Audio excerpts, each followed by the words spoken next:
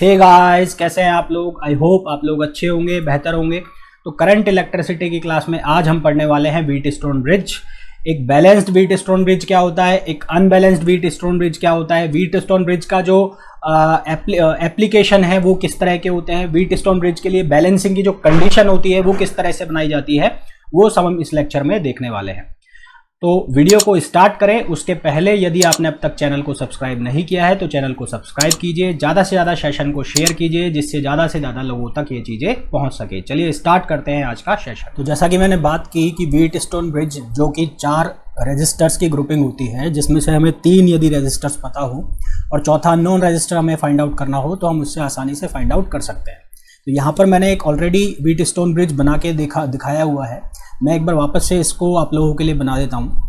तो मैंने कहा कि 4 रजिस्टर्स होते हैं और उन 4 रजिस्टर्स को हम लगाते हैं कहाँ पर, एक पैरेललोग्राम के ऊपर इस तरह से ड्रॉ कर देते हैं, जैसे अभी मैं ड्रॉ करने वाला हूँ। ठीक है,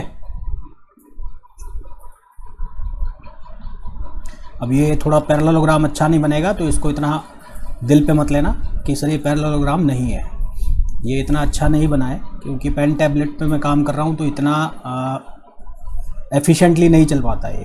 ये ABCD और ये रेजिस्टेंस है P, ये रेजिस्टेंस है Q, ये है R और ये है S। मैंने कहा 4 रजिस्टर्स की ग्रुपिंग है तो 4 रजिस्टर ये हो गए। इनमें से 3 हमें पता होंगे, चौथा हमें नहीं पता होगा। उसके बाद हम क्या करते हैं, उसके बाद हम इसको एक बैटरी से कनेक्ट कर देते हैं। मान लो यहाँ से ये डायगोनल के अकॉर्डिंग कर सकते हो आप, ये डायगोनल के अलोंग भी कर सकते हो। तो हम ये जो हॉरिजॉन्टल डायगोनल दिख रहा है इसके अलोंग इसको कनेक्ट कर रहे हैं। तो यहाँ से मैंने लगा दी बैटरी, ये बैटरी हो गई एक, और ये मैंने लगा दी एक की। ये की जो है, ये वाली जो मैंने की लगाई, जिसको लिखा मैंने K1 लिखा और इसको हम लिख सकते हैं KS। इसको बोला जाता है सेल की। क्या बोला जाता है? सेल की। ठीक है, CELL, sorry CELL KC, cell key. इसको बोला जाता है सेल की, CELL। उसके बाद यहाँ पर इस बैटरी की वोल्टेज जो है V है। अब ये जो C और D आपको दिख रहा है, ये D पॉइंट है, ये C और D के बीच में एक लगा होता है गैल्वेनोमीटर। गैल्वेनोमीटर का काम क्या होता है कि जो ये बैटरी है इसमें से करंट कितना फ्लो हो रहा है उसको वो बताता है कि ये बैलेंस है नहीं, तो उसमें हमें डिफ्लेक्शन चेक करना होता है। तो यहाँ लगा हुआ है गैल्वेनोमीटर और उसको लिखा मैंने G से, और इसका रेजिस्टेंस भी कितना है, R है गैल्वेनोमीटर का। और यहाँ पर एक की लगी हुई है और इस की को हमने लिखा K2 और इसको हम क्या नाम दे सकते हैं, इसको हम दे सकते हैं KG, मतलब कि गैल्वेनोमीटर की। गैल्वेनोमीटर की। ठीक है, अब एक बात ध्यान रखने की यह है कि जब हम ये कीज को प्रेस करते हैं तो सबसे पहले हम की प्रेस करते हैं ये सेल की, और उसके बाद हम की प्रेस करते हैं कौन सी, गैल्वेनोमीटर की। ठीक है, तो ये बात को मैं यहाँ लिख देता हूँ, कभी पूछा जाए आपसे कि नोट लगा के मैं लिख देता हूँ, first we press cell key and then we press galvanometer key. अब ये ऐसा क्यों करते हैं हम, इसका जवाब आपको मिलेगा जब हम पढ़ेंगे इलेक्ट्रोमैग्नेटिक इंडक्शन। इसको मैं हाईलाइट भी कर देता हूँ कि पहले आपको कौन सी की प्रेस करनी है, सेल की, और फिर उसके बाद आपको कौन सी की प्रेस करनी है, गैल्वेनोमीटर की। जब ये दोनों ही की प्रेस नहीं है तो उसका मतलब क्या है कि इसमें कोई करंट का फ्लो नहीं हो रहा है, इसका मतलब गैल्वेनोमीटर में कोई भी डिफ्लेक्शन नहीं है। गैल्वेनोमीटर में कोई डिफ्लेक्शन नहीं है तो सर्किट क्या होगा, बैलेंस्ड होगा। ठीक है, अभी के लिए हम मान लेते हैं कि यहाँ पर हमने दोनों की को प्रेस कर दिया है, पहले सेल की को फिर किसको, गैल्वेनोमीटर की को। इसका मतलब इसमें कुछ डिफ्लेक्शन आएगा, ये बैलेंस होगा या नहीं होगा वो हमें चेक करना है। अच्छा, दूसरी चीज़, ये जो बैटरी लगी है, इस बैटरी का ये वाला जो टर्मिनल है ये है नेगेटिव, जो छोटा टर्मिनल वो नेगेटिव और जो बड़ा वाला टर्मिनल वो पॉजिटिव। ठीक है, और इसके अक्रॉस जो वोल्टेज है वो है V। मान लो इस एंड पर वोल्टेज है 0, तो इस एंड पर ऑटोमेटिकली वोल्टेज कितना हो गया, V हो गया, है ना। वोल्टेज राइज या गेन दोनों में से जो टोटल है इसके अक्रॉस कितना हो गया, V हो गया। तो प्लस वाले एंड पर यहाँ पर भी जो वोल्टेज है वो कितना हो जाएगा, V, क्योंकि इन दोनों के बीच में किसी भी तरह का कोई रेजिस्टेंस कनेक्टेड नहीं है, किसी भी तरह का कोई ड्रॉप नहीं है। तो यहाँ पर अगर V है तो सेम कहानी यहाँ पर हो जाएगी, यहाँ पर भी वोल्टेज कितना हो जाएगा, V का हो जाएगा। और यहाँ पर V है तो यहाँ पर भी जो वोल्टेज है कितने का हो जाएगा, V का हो जाएगा। सिमिलरली यहाँ पर अगर 0 है तो यहाँ पर भी कितना हो जाएगा, 0 हो जाएगा, और यहाँ पर भी 0 हो जाएगा, और यहाँ पर भी वोल्टेज जो हो जाएगा 0 हो जाएगा। ये मैं क्यों कर रहा हूँ, क्योंकि मेरे को क्या अप्लाई करना है, KVL अप्लाई करना है। किसमें, ये मेरे को जो लूप दिख रहे हैं तो इसमें बहुत सारे लूप बना सकते हैं हम प्राइमरी हम जो चॉइस चूज करेंगे, एक तो मैं ये लूप चूज कर लूंगा और एक ये लूप चूज कर लूंगा, ठीक है। अब लेट सपोज कि इनिशियली इससे करंट जो जा रही है वो जा रही है I करंट जा रही है, ठीक है। यहाँ तक ये I करंट आई, इस पॉइंट तक A पॉइंट तक ये I करंट आई, यहाँ पर पहुँच गई करंट। अब दिख रहा है मेरे को यहाँ पर ये सेपरेट हो रही है, क्यों हो रही है, क्योंकि यहाँ से ब्रांच निकल रही है सर्किट की। तो लेट सपोज यहाँ पर जो करंट चला गया, यहाँ अगर I है, यहाँ पे मान लो ये I1 चला गया, तो यहाँ पर ऑटोमेटिकली कितना चला जाएगा, I माइनस I1 चला जाएगा, ठीक है। अब C से D की तरफ करंट फ्लो होगा या D से C की तरफ फ्लो होगा, इसका पता कैसे करेंगे हम। यदि VC हायर हुआ VD से, तो जो करंट फ्लो होगा वो कहाँ से कहाँ तक होगा, कहाँ से किधर की तरफ होगा, IC टू कहाँ D। और अगर VD हायर हुआ किससे, VC से, तो करंट जो फ्लो होगा वो कहाँ से होगा, D टू C की तरफ फ्लो होगा। पर हमें ये दोनों ही वोल्टेज नहीं पता है, तो इसका वोल्टेज कैसे पता करेंगे हम, उसके लिए लगाएंगे हम KVL, ठीक है। तो मान लेते हैं यहाँ पर वोल्टेज है VC और यहाँ पर है वोल्टेज VD, ठीक है। तो मैं इस AC ब्रांच के लिए अगर कोई इक्वेशन लिखूं तो फॉर AC ब्रांच,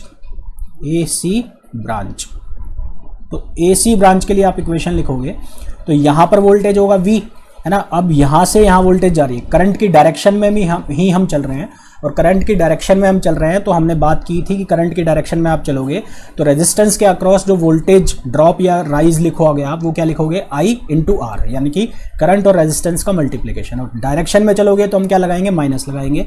तो मैंने लिख दिया VA माइनस I1, और वो क्या है, P है, ठीक है। और यहाँ पर क्या आ गया, VD आ गया। सिमिलरली हम लिख सकते हैं किसके लिए लिख सकते हैं, A से D के लिए। तो AD के लिए क्या लिखोगे, VA minus I minus I1, और ये कितना हो गया R, और ये कितना हो गया VD। अब यहाँ से करंट की वैल्यू के अकॉर्डिंगली हम पता करेंगे। अगर ये वाली चीज़ ज़्यादा हो गई तो VD कम हो जाएगा, और अगर ये VC है, सॉरी, अगर ये वाली चीज़ ज़्यादा हो गई तो VC क्या हो जाएगा, कम हो जाएगा। ये वाली चीज़ है ना, ये वाली चीज़ ज़्यादा हो गई, इसका मल्टीप्लिकेशन ज़्यादा हो गया तो VC कम, ये कम तो VC क्या हो जाएगा, ज़्यादा हो जाएगा। अब अभी हमारे पास करंट की वैल्यू तो यहाँ पर है नहीं, तो हम मान लेते हैं, अज्यूम कर लेते हैं, क्योंकि ये अजम्पशन का खेल है सारा, तो अज्यूम कर लेते हैं कि करंट जो फ्लो हो रहा है वो कहाँ से कहाँ हो रहा है, C से D की तरफ हो रहा है। नया पेज ले लेते हैं। तो हम मान लिया हमने कि जो करंट का जो फ्लो है वो किधर से किधर की तरफ हो रहा है, C से D की तरफ। तो let flow of current is from C to D, ठीक है। C टू D फ्लो हो रहा है, और C टू D जब ये फ्लो हो रहा है तो यानी कि करंट जो फ्लो कर गया वो कर गया ऐसे, इस डायरेक्शन में कर गया। और यहाँ पर जो वैल्यू हमने डाल दी वो डाल दी कितनी, यहाँ पर डाल दी IG, G stands for galvanometer. तो यहाँ इस ब्रांच में करंट जो हो जाएगा वो कितना हो जाएगा, I माइनस IG। अब क्योंकि जहाँ यहाँ से अगर I करंट निकला इस बैटरी से तो I इसमें वापस पहुँचना चाहिए, क्योंकि चार्ज कंजर्व रहता है, चार्ज कंजर्व रहेगा तो इसका मतलब करंट भी क्या रहेगी, कंजर्व रहेगी। तो इसका मतलब ये जो ब्रांच है इसमें जो करंट हो जाएगी वो कितनी हो जाएगी, यहाँ से कितनी आ रही है, यहाँ से आ रही है I माइनस I1, और ये IG इसमें ऐड हो जाएगा प्लस IG, ठीक है, प्लस IG। तो ये क्या हो गया, यहाँ पर I1 माइनस IG आएगा। और यहाँ पर टोटल करंट आप देखो कि इन दोनों को आप मिलाओ, इस पॉइंट पर अगर आप किरचॉफ करंट लॉ लगाओगे तो आपको दिखने को मिलेगा कि यहाँ पर जो करंट आएगी यहाँ पर वो कितनी आएगी, I ही आएगी, ठीक है। तो ये तो हो गई बेसिक बातें। अब हम लगाएंगे किरचॉफ वोल्टेज लॉ। एक बार लेंगे ये वाला लूप ACDA, और एक बार लेंगे कौन सा लूप, CBDC। तो सबसे पहले हम बात करेंगे किस लूप के लिए, ACDA। तो for loop ACDA apply Kirchhoff voltage law. तो ACDA के लिए आप किरचॉफ वोल्टेज लॉ लगाओगे तो क्या लिखा जाएगा, देखो ये करंट की डायरेक्शन में जा रहे हैं, और तो क्या लगाएंगे, माइनस, तो क्या लिखोगे, माइनस I1P। फिर उसके बाद गैल्वेनोमीटर में आप जाओगे तो गैल्वेनोमीटर में भी करंट की डायरेक्शन में चल रहे हो, और गैल्वेनोमीटर का जो रेजिस्टेंस है वो है G, तो क्या लिखोगे, माइनस IGG। फिर उसके बाद आप जब वापस जाओगे ए पॉइंट की तरफ तो आप करंट के ऑपोजिट डायरेक्शन में हो तो क्या लिखोगे प्लस, और क्या इक्वेशन बनेगी plus I minus I one into R equals to 0। इसको लिख दिया आपने इक्वेशन नंबर फर्स्ट। अब आप लगाओगे किसके लिए, दूसरे वाले लूप के लिए, तो फॉर लूप CBDC। तो CBDC लूप की बात करोगे, CBDC, तो यहां क्या लिखोगे I1 माइनस जी माइनस I1 माइनस IG, और ये क्या रहेगा Q। फिर करंट के ऑपोजिट डायरेक्शन में चलोगे तो प्लस, और करंट के ऑपोजिट डायरेक्शन में कहाँ चल रहे हो, I minus I1 plus IG, I minus I1 plus IG, और इनटू क्या लिखोगे S, और फिर से करंट के ऑपोजिट डायरेक्शन में तो क्या लिखोगे plus IG into G equals to 0, और ये हो गई इक्वेशन नंबर सेकंड। ठीक है, तो ये दो इक्वेशन हमारे पास बन गई किसके लिए, लूप के लिए, और ये दोनों इक्वेशन लीनियर इक्वेशन है। हम इससे और भी लीनियर इक्वेशन बना सकते हैं। तो ये तो बात हुई जब ये व्हीटस्टोन ब्रिज हमने चेक नहीं किया कि ये बैलेंस है या नहीं है। बैलेंस होगा तो ये इक्वेशन रिड्यूस होकर बहुत सिंपल फॉर्म में आ जाएंगे, और अगर बैलेंस नहीं होगा तो आपको इन्हीं इक्वेशंस को सॉल्व करना पड़ेगा। और भी आप इक्वेशन बना सकते हैं क्योंकि उसमें हमें और भी लूप दिख रहे हैं। अब कंडीशन की हम बात कर लेते हैं, कंडीशन की जिसमें व्हीटस्टोन ब्रिज क्या होगा, बैलेंस्ड होगा। तो हम यहाँ पर लिख लेते हैं कि for balanced Wheatstone bridge, for balanced Wheatstone bridge. तो बैलेंस्ड व्हीटस्टोन ब्रिज के लिए क्या होगा कि ये जो वोल्टेज है सी पे और डी पर, सी पर और डी पर वोल्टेज क्या हो जाएगा, सेम हो जाएगा। ठीक है, तो VC इजक्वल्स टू क्या हो जाएगा, VD। ये हमारी कंडीशन हो गई कहाँ की, बैलेंस्ड व्हीटस्टोन ब्रिज की। ठीक है, VC इजक्वल्स टू क्या हो जाएगा, VD, और VC इजक्वल्स टू VD हो जाएगा। इसका मतलब कि जो ब्रांच CD है उसके अंदर कोई करंट फ्लो नहीं होगा। So there is no flow of current in branch CD के अंदर कोई फ्लो नहीं होगा। इसका मतलब जो गैल्वेनोमीटर वाली करंट थी वो कितनी हो गई, 0। ये भी बहुत इंपॉर्टेंट पॉइंट है। तो 0 हो गई, यानी कि गैल्वेनोमीटर के अंदर कोई भी डिफ्लेक्शन नहीं आएगा। So there is no deflection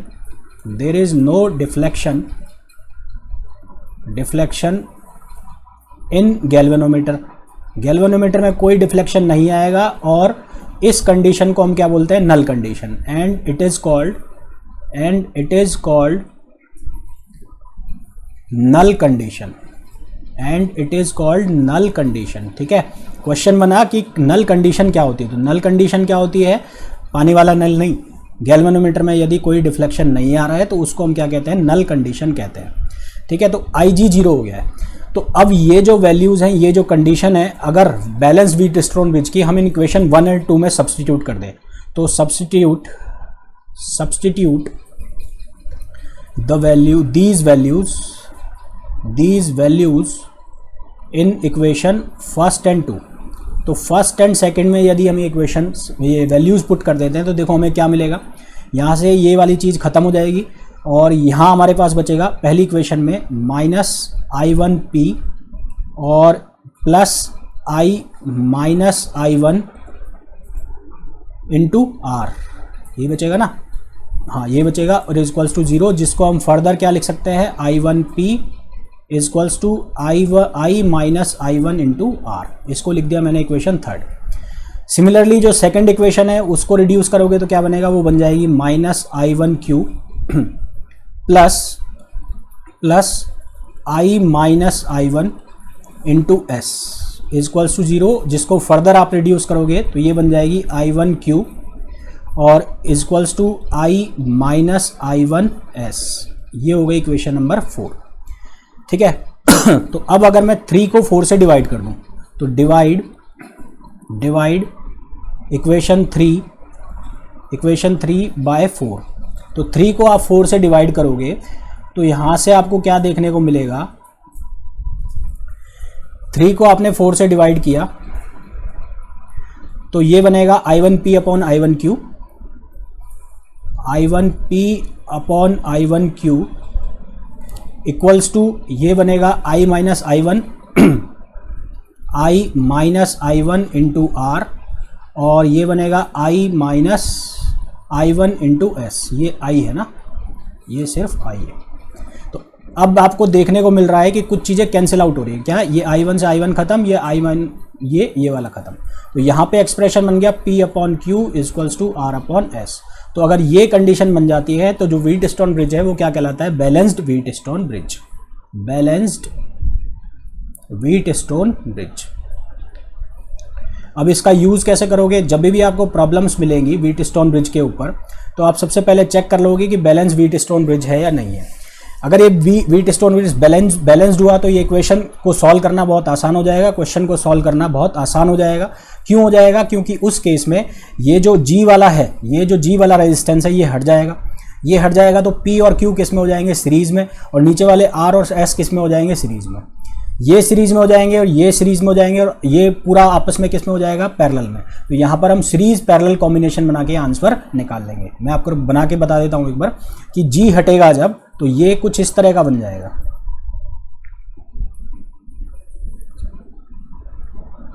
ये कुछ इस तरह की कंडीशन बन जाएगी। ये हो जाएगा P, ये हो जाएगा Q, ये हो जाएगा R, ये हो जाएगा S। और अब आप देख पा रहे हैं कि ये बड़ा बना देता हूँ। अब आप देख पा रहे हैं कि P और Q किस में है, सीरीज में। P and Q are in series, और similarly R and S also in series. और इन दोनों का जो कॉम्बिनेशन बनेगा अलग अलग, वो किस में आ जाएगा, पैरेलल में आ जाएगा, जिसको सॉल्व करना बहुत आसान हो जाएगा। तो मेरे समझ में ये व्हीटस्टोन ब्रिज वाला जो कॉन्सेप्ट है आपको समझ में आ गया होगा। और अगर ये बैलेंस नहीं होता है देन आपको ये जो लीनियर इक्वेशंस हमने बनाई ये आपको सॉल्व करनी पड़ेगी, ठीक है। 90% केसेस में व्हीटस्टोन ब्रिज हमें बैलेंस मिल जाता है, पर हम जब एडवांस वगैरह के एग्जाम में बात करते हैं तो कई बार वहाँ पर ये क्वेश्चन आ जाता है, कई बार आता है, हमेशा नहीं आता है, ठीक है। अब ये जो व्हीटस्टोन ब्रिज के ऊपर है, कौन कौन से करंट मेजरिंग इंस्ट्रूमेंट्स काम करते हैं, जैसे कि हम पढ़ेंगे आगे जाके मीटर ब्रिज, और एक हम पढ़ेंगे पोस्ट ऑफिस बॉक्स। तो ये जितने भी हैं ये काम करते हैं किसके एप्लीकेशन के ऊपर, व्हीटस्टोन ब्रिज के एप्लीकेशन के ऊपर काम करते हैं, ठीक है। तो ये हम कह सकते हैं कि व्हीटस्टोन ब्रिज के जो एप्लीकेशंस हो गए वो क्या क्या हो गए, मीटर ब्रिज हो गया, पोस्ट ऑफिस बॉक्स हो गए, ये सारे के सारे क्या होते हैं, इसके एप्लीकेशंस होते हैं। अब आपको इसका जो सर्किट देखने को मिलेगा वो किस तरह का सर्किट देखने को मिलेगा व्हीटस्टोन ब्रिज का, ये 2-3 तरह के आपको सर्किट देखने को मिलेंगे, जिसमें से ये व्हीटस्टोन ब्रिज इस तरह से बनाया होगा। आपको इसको रीअरेंज करके, एक ये डायग्राम हो गया, एक ये डायग्राम हो गया, एक ये जो हमने देख लिया, यहाँ पर गैल्वेनोमीटर की जगह आपको हो सकता है बैटरी भी लगी हुई मिले, ठीक है। अब क्या करा है कि गैल्वेनोमीटर को ये जो हॉरिजॉन्टल ब्रांच थी उसके अलोंग लगा दिया, और जो बैटरी थी यहाँ पर, बैटरी को वर्टिकल ये डायगोनल था उसके अलोंग लगा दिया। तो आपको ये सर्किट या तो बहुत समझ में आ जाता है, बहुत अच्छी बात है, नहीं तो इनको वापस से रीड्रॉ करके बनाना है। ये वापस से कुछ इसी तरह के डायग्राम बन जाएंगे, ये वाले डायग्राम की तरह बन जाएंगे, जिनको सॉल्व करना आसान हो जाएगा, ठीक है। तो ये तो थी बात ओवरऑल व्हीटस्टोन ब्रिज की। व्हीटस्टोन ब्रिज क्या होता है, उसको कैसे सॉल्व हम करते हैं, बैलेंस्ड वो कब होगा, और बैलेंस होने के बाद उसको किस तरह से रिड्यूस किया जाएगा एक सिंपल सर्किट के फॉर्म में, ये चीज़ हमने देखी। अब इसके ऊपर हम कुछ क्वेश्चंस करेंगे तो हमें और ज़्यादा बेहतर तरीके से समझ में। तो इस क्वेश्चन में हमें बोला है कि find out the change in the equivalent resistance of a circuit between A and B consisting of 5 identical resistance if 2 similar resistance are added. 2 similar यानी कि ये जो रेड वाले डैश्ड वाले हैं इनको ऐड कर दिया जाए तो इसमें क्या चेंज आएगा वो हमें फाइंड आउट करना है। तो इनिशियल कंडीशन की हम बात कर लें अगर इनिशियली क्या है कि ये जब रेड वाले रेजिस्टेंस को कनेक्ट नहीं किया है तो ये क्या है, एक सीरीज कॉम्बिनेशन है, यानी कि ये ए पॉइंट है, यहाँ से एक लगा हुआ है, इन पॉइंट्स को मैं नाम दे देता हूँ, इसको 1 दे दिया, इसको 2 दे दिया, इसको 3 दे दिया, इसको 4 दे दिया।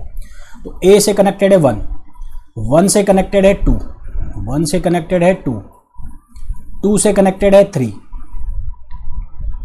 ये 3 आ गया, 3 से कनेक्टेड है 4, ये 4 आ गया, और 4 से कनेक्टेड है बी, ये बी आ गया, ठीक है। ये आर, ये आर, ये आर, ये आर और ये आर, ये है इनिशियल कंडीशन। तो ये पांचों सीरीज में है, तो सीरीज में है तो इक्विवेलेंट रेजिस्टेंस कितना हो जाएगा इनका 5R, क्योंकि सीरीज में जब रेजिस्टर्स होते हैं तो वो डायरेक्ट क्या होते जाते हैं, ऐड होते जाते हैं। अब नया केस क्या बना है, नया केस बना है कि जब ये वाले 2 रेजिस्टेंस, एक तो ये वाला और एक ये वाला, ये यहाँ पर ऐड कर दिए हैं तो क्या कंडीशन होगी। तो इसके लिए हम एक सर्किट को वापस से एक बार बना लेते हैं। तो वापस से सर्किट को ड्रॉ करूँ तो ए से कनेक्टेड है 1, है ना, ए से कनेक्टेड है 1, ये ए पॉइंट और इससे कनेक्टेड है 1, ये आर और यहाँ पर 1 हो गया।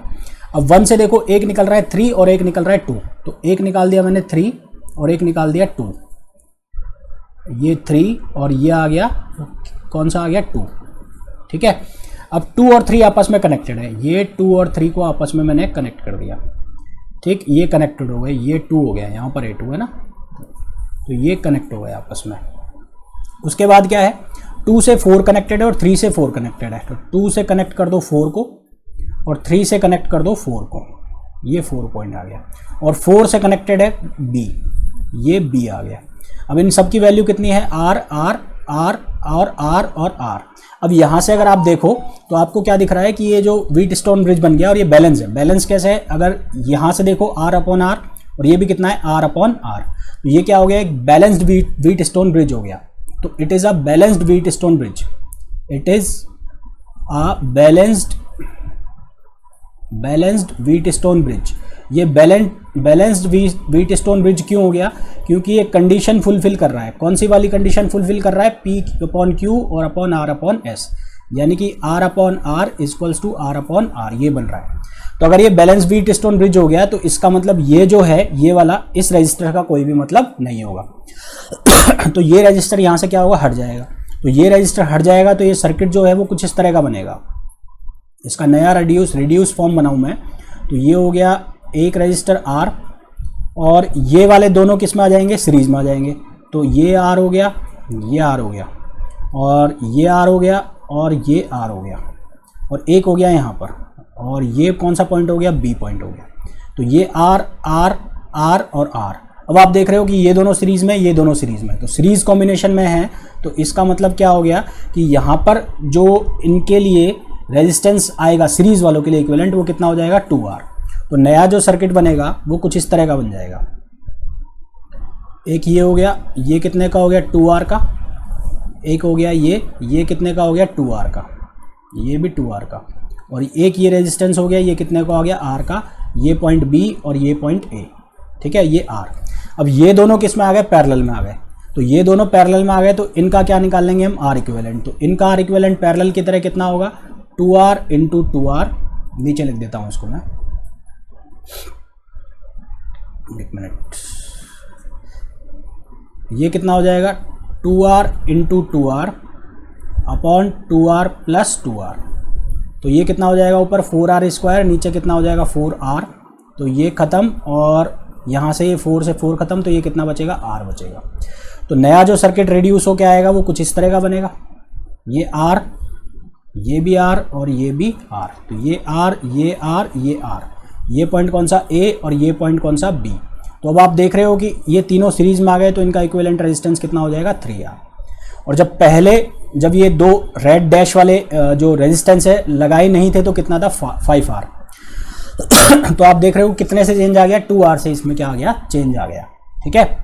तो ये इसका आंसर हो गया कि जब इनको डैश लाइन वाले जो रेजिस्टेंस है, इक्वल रेजिस्टेंस है, उनको लगाया तो इक्विवेलेंट रेजिस्टेंस जो आ गया वो कितना आ गया, 3R इसमें आ गया, ठीक है। होपफुली ये जो क्वेश्चन है आप लोगों को समझ में आ गया होगा। इसी तरह के अब कुछ और क्वेश्चन देखते हैं जहाँ पर हमें व्हीट स्टोन ब्रिज को रिड्यूस करना पड़ेगा। अब देखो ये वाला जो सर्किट है इसमें हमें क्या बोला है, resistance R1 R2 R1 R2 R3 R4 R5 and R6, 6 resistance है ना, connected with a 60 volt battery. ये जो बैटरी लगाई है 60 वोल्ट की है, इसका इंटरनल रेजिस्टेंस हमें दे रखा है, ये वैल्यूज दे रखी है हमें, 60 volt 1 ohm. Find the equivalent resistance and current supplied by the battery. तो सबसे पहले तो हम ये चेक कर लेते हैं कि बैलेंस्ड है कि नहीं है। तो बैलेंस है नहीं है, उसके लिए P upon Q equals to R upon S check करना पड़ेगा। तो चेक लगा लेते हैं हम, P upon Q equals to R upon S।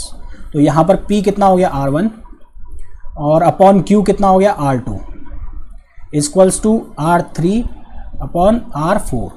तो R1 की जो वैल्यू है वो लिख दो, R1 की वैल्यू कितनी है, 10 ओम। R2 की जो वैल्यू है कितनी है, 6 ओम, है ना, यही है। और फिर R3 की जो वैल्यू है वो कितनी है, 5 ओम। और यहाँ से R4 की वैल्यू कितनी है, 3 ओम है। R4 कितना है, 3 ओम, ये 3 ओम हो गया। तो इसको अब सिंप्लीफाई करोगे आप, तो इसको सिंप्लीफाई करते हो तो ये कितना बनेगा, 2 5 जा 10, 2 3 जा 6। इसका मतलब ये क्या है, बैलेंस्ड है।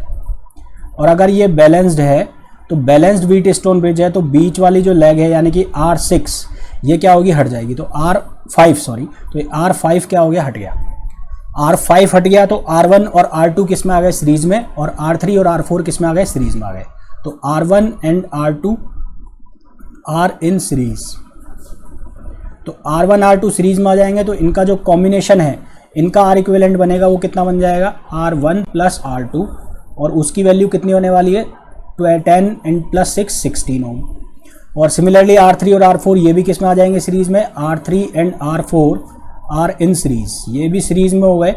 तो इसकी वैल्यू कितनी हो जाएगी, इसका R इक्विवेलेंट हो जाएगा कितना, R3 plus R4, R3 plus R4, और R3 प्लस R4 का मतलब हो गया 5 प्लस 3 8 ओम हो गया। अब ये जो है इनके कॉम्बिनेशन दोनों किस में आ जाएंगे, पैरेलल में।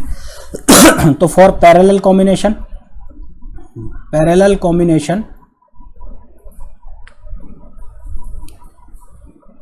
कॉम्बिनेशन के लिए इनका R इक्विवेलेंट कितना बन जाएगा, 16 इंटू 8 अपॉन 16 प्लस 8। ठीक है, तो 16 इंटू 8 अपॉन 16 प्लस 8 कितना हो गया, ये 24। तो ये हो गया 8 इंटू 3, 8 या 24, और ये हो गया 16/3। ठीक है, अच्छा अब नया सर्किट बना लेते हैं, कैसा बनेगा। तो नया जो सर्किट बनेगा वो कुछ इस तरह से दिखेगा। अब ये वाला जो सर्किट था, ये तो इसको रिड्यूस करके मैं कहाँ पे ले आया, 16/3 पे। इसके पूरे के इक्विवेलेंट कितने आ गए, 16/3, और ये पैरेलल में हो गया किसके साथ, R6 के साथ। तो बना लेते हैं। तो ये वैल्यू तो कितनी आ गई, 16/3, और यहाँ पर कौन सा रेजिस्टेंस लगा हुआ है, R6 वाला, ये हो गया R6 वाला। और इससे कनेक्टेड कर दो बैटरी 60 वोल्ट और 1 ओम की। तो ये बैटरी कनेक्ट करो, ये बैटरी, और ये इसका इंटरनल रेजिस्टेंस, ये कुछ इस तरह से हो गया, है ना, ये 60 वोल्ट और ये 1 ओम। अब ये दोनों सीरीज में है तो इन दोनों का R इक्विवेलेंट निकाल लेते हैं। कौन कौन से सीरीज में, पैरेलल में, ये दोनों पैरेलल में है, तो इन दोनों का क्या निकाल लेते हैं, R इक्विवेलेंट। तो R इक्विवेलेंट कितना हो जाएगा, R6 की वैल्यू देख लो पहले कितनी है, R6 की वैल्यू है 16, तो ये हो जाएगा 16/3 इंटू 16 अपॉन 16/3 प्लस 16। ठीक है, तो ये हो जाएगा 16 इंटू 16 अपॉन 3, और LCM 3 का आ गया, तो ये हो गया 16 प्लस 48। तो 3 से 3 उड़ गया, 3 से 3 उड़ गया, तो ये बचा 16 इंटू 16, और ये बच गया 64 और 64 हो गया। तो ये आ गया 16 चौक 64 और 4 चौक 16। तो R इक्विवेलेंट कितना आ गया है, 4 आ गया है। इसकी वैल्यू कितनी आ गई, 4। तो जो हमारा सर्किट, फाइनल सर्किट बन गया वो बनेगा कुछ ऐसा। ये आ गई 4 ओम की वैल्यू, ये बैटरी जिसकी वोल्टेज है 60, ये इसका इंटरनल रेजिस्टेंस है यहाँ पर, और इंटरनल रेजिस्टेंस की वैल्यू कितनी है, I। तो हमें क्या निकालनी है, सबसे पहले तो I की वैल्यू अगर हम निकालें तो I कितना हो जाएगा, E upon capital R plus small r। तो E की वैल्यू कितनी है 60, कैपिटल R की वैल्यू कितनी है 4, और ये कितना है 1। तो यहाँ से करंट कितनी आ गई है, 12 एम्पियर की करंट आ गई, 12 एम्पियर करंट आ चुकी है हमारे पास, कितनी, 12 एम्पियर। ठीक है, और क्या पूछा है हमसे, तो equivalent resistance current supplied by the battery, और इक्विवेलेंट रेजिस्टेंस हम निकाल चुके हैं, कितना आ चुका है, 4 आ चुका है। यहाँ से निकाला था ना हमने, नहीं, ये कौन से क्वेश्चन में चला गया मैं, हाँ। तो इक्विवेलेंट रेजिस्टेंस कितना आ गया है, 4 आ गया। तो इक्विवेलेंट रेजिस्टेंस निकाल चुके हैं, ये इसका इंटरनल रेजिस्टेंस लग रहा है, और करंट जो आ गई है इससे कितनी आ गई, 12 एम्पियर की करंट आ गई है। तो आप समझ पा रहे होंगे कि आपको एक सर्किट दिया गया होगा, सर्किट आपको बहुत ही सिंपल सा सर्किट पकड़ा दिया जाए तो बहुत अच्छी बात है, नहीं तो उसमें कुछ घुमा फिरा के थोड़ा सा कॉम्प्लेक्स करके दिया जाएगा, जिससे कि आपको इसको रिड्यूस करना है एक इक्विवेलेंट व्हीट स्टोन ब्रिज में, या एक व्हीट स्टोन ब्रिज बनाना है, फिर वो क्वेश्चन बहुत सिंपल हो जाएगा। अगला क्वेश्चन ले लें। इस क्वेश्चन में हमें बोला है, in given circuit given figure find the current supplied by the battery. तो बैटरी से कितनी करंट सप्लाई हो रही है वो हमें फाइंड आउट करनी है। तो उसके लिए हम देखो इसको रिड्यूस करेंगे एक सिंपल व्हीट स्टोन ब्रिज के लिए। तो कैसे करेंगे, मेरे को यहाँ B और E एक ब्रांच दिख रही है, और B से ही एक ब्रांच और निकल रही है R, यानी कि ये वाला R और ये वाला आर दोनों किस में है, पैरेलल में है। तो हम क्या करेंगे, इनका एक इक्विवेलेंट रेजिस्टेंस निकाल लेंगे सबसे पहले। तो आर बी ई की मैं वैल्यू निकाल लेता हूँ, तो कितनी आएगी, R into R upon R plus R, जो कि कितना हो जाएगा, आर बाई 2। सिमिलरली मेरे को दिख रहा है कि ए से भी दो ब्रांच निकल रही है, एक ये हो गया 2r का और एक हो गया 2r का। हालांकि ये भी जा रही है पर हमें इन दोनों से मतलब है, क्योंकि दोनों कहाँ पर पहुँच रहे हैं, बी पर। तो ये दोनों भी किस में हो गए, पैरेलल में। तो यहाँ से आ जाएगा कितना, आर ए बी, और ये कितना हो जाएगा 2r into 2r upon 2r plus 2r, जो कि कितना हो गया, r हो गया। तो हमारा जो सिंपल सर्किट बन गया रिड्यूस होने के बाद, वो कुछ ऐसा दिखेगा।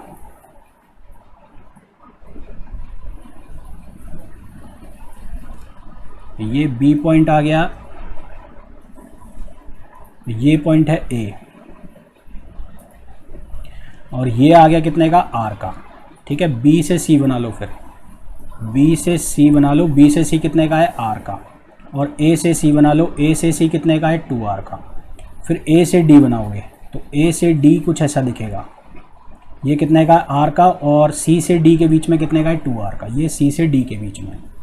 और B से E जो आपने बनाया, ये कितने आ गया, R बाई 2 का आ गया। और ये यहाँ से कनेक्टेड है, तो ये पॉइंट हो गया E। अब देखो D और E के बीच में कोई भी रेजिस्टेंस नहीं है किसी भी तरह का कोई सोर्स नहीं है, कोई और एलिमेंट नहीं है। तो इसका मतलब D और E दोनों पॉइंट पे जो हो गए क्या हो गए, एक हो गए, क्योंकि इन दोनों की पोटेंशियल क्या हो गई, सेम हो गई। तो वी डी इक्वल्स टू क्या हो जाएगा, वी ई हो जाएगा। तो हम कह सकते हैं कि यहाँ से D और E दोनों क्या हो गए, सेम हो गए, है ना। तो अब इसको और हम सिंप्लीफाई कर दें, और सिंपल फॉर्म में हम रिड्यूस कर दें। तो और सिंपल फॉर्म में आप रिड्यूस करोगे तो कैसे बनेगा, अब ये बन गया, यहाँ से ये बैटरी लग गई और ये सीधा आ गया यहाँ पर। कौन सा पॉइंट था, यहाँ पर पॉइंट था अपने पास B, है ना। मैं यहाँ से ले लेता हूँ इसको A पॉइंट ले लिया मैंने, A से कनेक्टेड है C, ये C कनेक्ट कर दिया। और जो A C के बीच की वैल्यू है वो कितनी है, 2R, ये 2R हो गई। फिर A से ही कनेक्टेड है D, और ये D हो गया। और इसकी वैल्यू कितनी है, R। और C और D कनेक्टेड है, ये C और D कनेक्टेड है, इसकी वैल्यू है 2R। अब C से कनेक्टेड है कौन, B, तो C से B को कनेक्ट करो, ये C से B कनेक्ट, ये B पॉइंट हो गया। और ये वैल्यू कितनी है C से B की, R, C से B की वैल्यू कितनी है, R। और D और E दोनों एक ही पॉइंट हो गए, तो यहाँ से एक रेजिस्टेंस कनेक्टेड है, इसकी वैल्यू कितनी है, R बाई 2, ये कॉम्बिनेशन बन रहा है। और A और B के बीच में एक कनेक्टेड है रेजिस्टेंस, कितने का है, R का। तो A और B के बीच में कनेक्ट कर दो एक, कितने का, R का, ये हो गया R, ये हो गया है R। ठीक है, ये B पॉइंट, ये R। और अब इसको सप्लाई से कंसीडर कनेक्ट कर दो, तो ये सप्लाई से कनेक्ट कर दिया है, ये B पॉइंट से यहाँ पे कनेक्ट हो गई सप्लाई ऐसे। और यहाँ से किससे कनेक्टेड है, A पॉइंट से। तो A पॉइंट कौन सा आ गया, ये वाला है, तो ये मेरा A पॉइंट हो गया, ये point.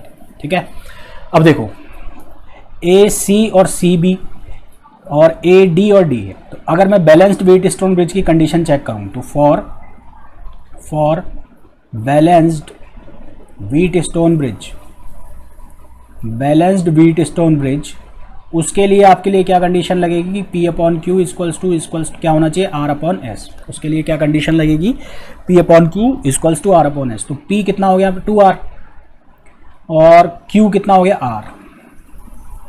R upon S। R कितना हो गया, R, और S कितना हो गया, R बाई 2। तो ये कितना बन जाएगा, 2R अपॉन R, यानी कि ये क्या हो गया, बैलेंस्ड हो गया। और अगर ये बैलेंस्ड हो गया तो C और D के बीच में जो रेजिस्टेंस है वो क्या होगा, कंसीडर नहीं होगा। तो resistance between C and D is not consider. तो ये क्या बन गया, एक बैलेंस्ड व्हीटस्टोन ब्रिज बन गया। तो ये कुछ इस तरह का बन जाएगा, ये वाला हट गया तो ये दोनों किस में आ जाएंगे, सीरीज में, कितने हो जाएंगे, 3R। ये वाला भी सीरीज में आ जाएगा तो कितना हो जाएगा, ये 3R बाई 2। और तीनों किस में आ जाएंगे, पैरेलल में। तो ये A पॉइंट हो गया, ठीक है। और यहाँ से ये कितने का हो गया, ये हो गया 3R बाई 2 का। और A से B, ये A से B के बीच का हो गया, ये कितने का हो गया, 3R का हो गया। और ए से बी के बीच में एक और लगा हुआ है, ये कितने का हो गया, आर का हो गया, ये हो गया आर का, और ये पॉइंट आ गया मेरा कौन सा, बी आ गया, ठीक है। और यहाँ पर इन दोनों के बीच में वोल्टेज कनेक्ट कर दो, ये सप्लाई हो रही है, ये वी हो गया। अब ये तीनों किस में पैरेलल में है, तो इनका आर इक्विवेलेंट निकाल लो। तो आर इक्विवेलेंट निकालोगे तो कैसे निकालोगे, 1/r plus 1/3r plus 2/3r। तो एलसीएम जो आ जाएगा, एलसीएम कितना आएगा, 3r आएगा। 3r एलसीएम आएगा तो ये कितना बनेगा, यहाँ से बनेगा ये 3, ये कितना बनेगा 1 प्लस ये कितना बनेगा 2, तो 3 + 2 5 + 1 6, तो ये हो गया 6/3r। 6/3r का हो गया मतलब हो गया 1/2r, तो 1/2r इसका मतलब आर इक्विवेलेंट कितना हो गया है, 2r हो गया है मेरा। हमें चाहिए करंट, ठीक है, तो करंट चाहिए तो आर इक्विवेलेंट, इस पूरे को रिड्यूस करके कितना है, 2r आया। तो करंट कितना होगा, V/R इक्विवेलेंट, और V की वैल्यू V है ही, और R इक्विवेलेंट कितनी हो गई, 2r हो गया। तो इसका मतलब करंट की वैल्यू कितनी हो गई है, V/2r। ठीक है, तो इस तरह से आपको इस क्वेश्चन में इस सर्किट को रिड्यूस करना था। क्वेश्चन बड़ा था पर मज़ेदार था, कंसेप्चुअल था। मेरे कराने के बाद इसको दोबारा करना तो और ज़्यादा आपको समझ में आएगा, ठीक है, और कॉन्सेप्ट आपके क्लियर होने लगेंगे। फिर अगले क्वेश्चन पर चलता है। ये भी सेम कहानी है, यहाँ पर भी हमें रिड्यूस करना है। अच्छा, यहाँ पर हमें पोटेंशियल डिफरेंस निकालना है ए डी के बीच में। देखो सेम वही उसी तरह के मेथड हम यूज़ करेंगे, प्रोसेस हमारा वही रहेगा।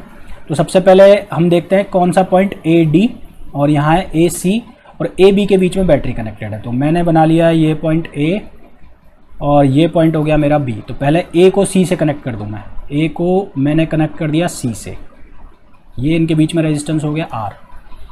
फिर सी कनेक्टेड है मेरा किससे, बी से, सी को कनेक्ट कर दिया मैंने किससे, बी से, इनके बीच में रेजिस्टेंस है आर। फिर उसके बाद ए जो है मेरा कनेक्टेड है किससे, डी से। तो मान लो ये पॉइंट है डी और ए कनेक्टेड है किससे, डी से, और इनके बीच का जो रेजिस्टेंस है वो कितना है, आर है। और डी कनेक्टेड है सी से, और इनके बीच का रेजिस्टेंस है कितना, आर, और ये डी पॉइंट है। और डी ही कनेक्टेड है किससे, बी से, डी बी से कनेक्टेड है और इनके बीच का रेजिस्टेंस है आर है। ये बी से कनेक्ट हो गया, डी है ना, सारे कंसीडर हो गए। ए से आपने सी को ले लिया, उसके बाद आपने सी से बी को कनेक्ट किया, कर दिया बिल्कुल। फिर आपने ए से डी को कर दिया बिल्कुल कर दिया साहब। फिर उसके बाद डी से बी को कर दिया, डी से बी को कर दिया। टोटल रेजिस्टेंस कितना है यहाँ पर, 1 2 3 4 5, यहाँ पर भी कितने हुए, 1 2 3 4 5। अब बैलेंस है कि नहीं है वो चेक कर लो। तो बैलेंस फॉर बैलेंस्ड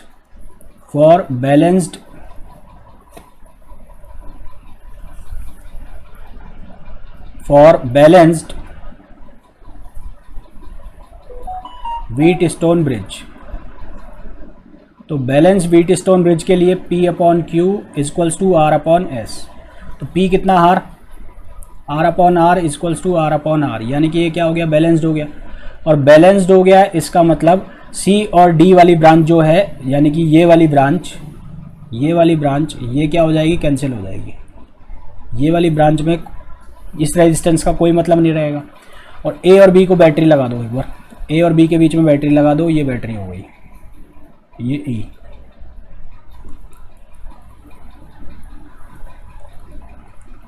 ये बैटरी लग गई है ना, ये E आ गया। तो देखो साहब, अब ये हट गया, ये दोनों सीरीज में, ये दोनों सीरीज में, तो क्या देंगे 2R, और ये भी क्या देंगे 2R। तो फाइनल जो सर्किट हमारे पास बनेगा वो कुछ इस तरह का बनेगा, ये 2R, ये भी 2R, और ये कितना हो जाएगा, ये हो जाएगा E। ठीक है, ये पॉइंट हो गया A और ये पॉइंट हो गया B। अब ये दोनों किस में आ गए, पैरेलल में आ गए। ये पैरेलल में आ गए तो इनका इक्विवेलेंट कितना हो जाएगा, R इक्विवेलेंट हो जाएगा इनका 2R × 2R / 2R + 2R, यानी कि कितना हो जाएगा, R। ठीक है, कितना हो जाएगा, R हो जाएगा। तो इक्विवेलेंट रेजिस्टेंस कितना हो गया है, R हो गया है। हमें क्या चाहिए, हमें चाहिए find the current through the battery. तो करंट जो है बैटरी से कितनी हो जाएगी, E/R इक्विवेलेंट, और E की वैल्यू E है ही, R इक्विवेलेंट की वैल्यू कितनी हो गई, R। तो ये कितना हो गया, E/R, ये तो हो गई करंट। अब पूछा पोटेंशियल डिफरेंस बिटवीन AD। तो AD के बीच में पोटेंशियल डिफरेंस क्या होगा, देखो ये सर्किट हटा है यहाँ से, ये रेजिस्टेंस हट गया है, ये रेजिस्टेंस हटा, तो ये पूरी जो है पैरेलल में है दोनों, तो जो पोटेंशियल डिफरेंस यहाँ होगा ई होगा, तो ये पूरा इन दोनों के बीच में भी क्या होगा, ई होगा, और इन दोनों के बीच में भी क्या होगा, ई होगा। अब ये सिमेट्री है, सिमेट्री है यानी कि यहाँ पर भी आ रहे हैं, यहाँ पर भी आ रहे हैं, यहाँ पर भी आ रहे हैं, यहाँ पर भी आ रहा है, तो यानी कि यहाँ पर भी E/2 होगा और यहाँ पर भी क्या होगा, E/2 होगा। तो potential difference B between A to D कितना होगा, E/2 होगा। क्यों होगा, क्योंकि ये पूरा कितने का है, E का है, तो यहाँ पर ये दोनों सीरीज में है, सीरीज में है, तो यहाँ पर भी E/2 होना चाहिए और यहाँ पर भी E/2 होना चाहिए, तभी जाकर ये कितना बनेगा, E बनेगा। तो इसलिए यहाँ पर पोटेंशियल डिफरेंस कितने का हो गया, E/2 का हो गया। तो होपफुली ये जो क्वेश्चंस हमने किए व्हीटस्टोन ब्रिज के ऊपर आपको समझ में आ गए होंगे। मेरे कराने के बाद इन क्वेश्चंस को आप एक बार वापस से कीजिएगा तो आपको और ज़्यादा बेहतर समझ में आएंगे, आपके कॉन्सेप्ट्स और ज़्यादा क्लियर होंगे। तो इसके बाद जो नेक्स्ट लेक्चर रहेगा उसमें हम डिस्कशन करेंगे किसके ऊपर, जो इसके एप्लीकेशन है, यानी कि पोटेंशियोमीटर, मीटर ब्रिज और पोस्ट ऑफिस बॉक्स, और जो पोटेंशियल मीटर है जो मेजरिंग इंस्ट्रूमेंट होगा, उन सब चीज़ों के बारे में हम डिस्कशन करेंगे। आई एम श्योर आप आज के लेक्चर में जितने भी हमने क्वेश्चंस किए हैं वो आप लोगों को समझ में आए होंगे, कॉन्सेप्ट्स पहले से ज़्यादा इंप्रूव हुए होंगे।